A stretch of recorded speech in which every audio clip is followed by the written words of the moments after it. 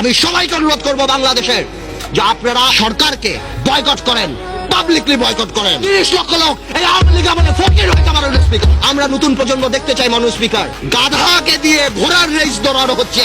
আমি জানি এই গাধা গন্তব্যে কোনোদিন পৌঁছাবে না।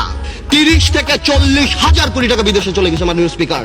প্রথম আলোতে দেখলাম উনি মাশাআল্লাহ 1200 কোটি টাকা কামিয়েছেন, আলহামদুলিল্লাহ। এই টাকা দিয়ে করবে কি? 1200 কোটি টাকা দিয়ে বানিয়েছেন।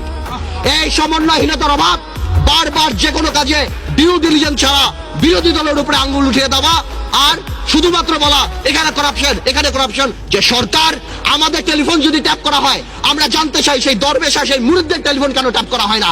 যেই দেশের স্বরাষ্ট্র প্রতিমন্ত্রী শাহরুখ খানের কনসার্টে যে মাটিতে বসে, এই দেশে কি হতে পারে? বাণিজ্যত কোথায় যায় আমাদের? নতুন প্রজন্মের রাজনীতিবিদ হিসাবে আমি এতটুকু ক্লিয়ার করে বলতে চাই যে সরকার বহির্বিশ্ব ফোন উঠে ঝগড়া করবে না। এটা তাদের diplomatic language. that we are concerned, we are looking into the matter.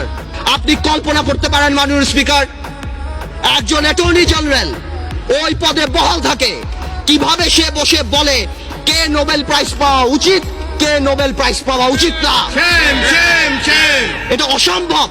আমার দুঃখ হয়, আমার ভয় হয় যে মাননীয় অ্যাটর্নি জেনারেল যদি চাটুকারিতা করে আগামীতে ভবিষ্যৎ ল মিনিস্টার হওয়ার জন্য আমার বলার কিছু নাই। আজ থেকে 3-4 বছর আগে যারা সেলফ ডিক্লেয়ার্ড ব্যাংক্রাপ্ট ছিল, আত্মস্বীকৃত দেউলিয়া, যারা নিউজ পেপারে বলেছিল 700 কোটি টাকা 800 কোটি টাকা লস, যাদের 1000 কোটি টাকা বরং, সেই দরবেশরা এই 2 বছরে ব্যাংকের টাকা শোধ করে আরো 10,000 কোটি টাকার মালিক হয়ে গিয়েছে।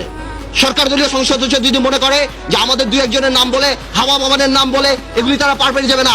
একটা হাওয়া ভবন যদি থেকে থাকে, এই আমলে শত শত মুশকিল আসান সেন্টার বের হয়েছে মাননীয় স্পিকার। আপনি যদি সেখানে যান, আপনার মুশকিল আসান হয়ে যাবে মাননীয় স্পিকার। আপনি দরবেশের মুরিদ হবেন, আপনাকে ভূ দিবে, 2000 কোটি টাকা মালিক হয়ে যাবেন।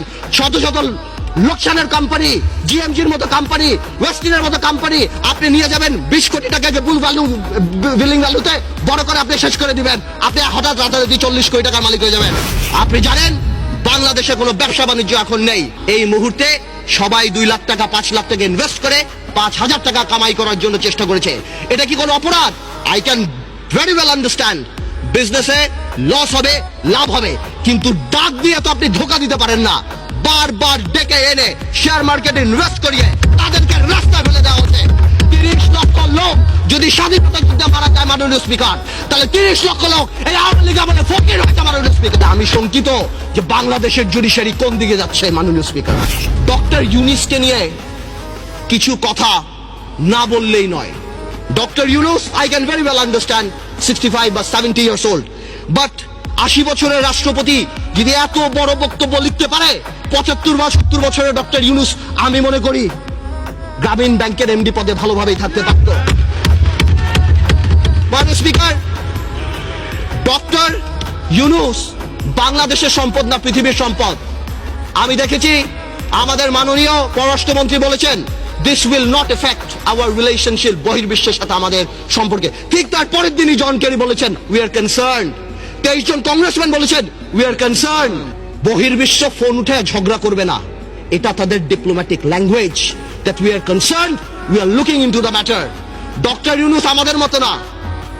আমার ফোনে সবচেয়ে বড় ভিআইপি ফোন করে জয়নাল আবেদিন ফারুক সাহেব, আর ডক্টর ইউনূসের ফোনে ফোন করে হিলারি ক্লিন্টন।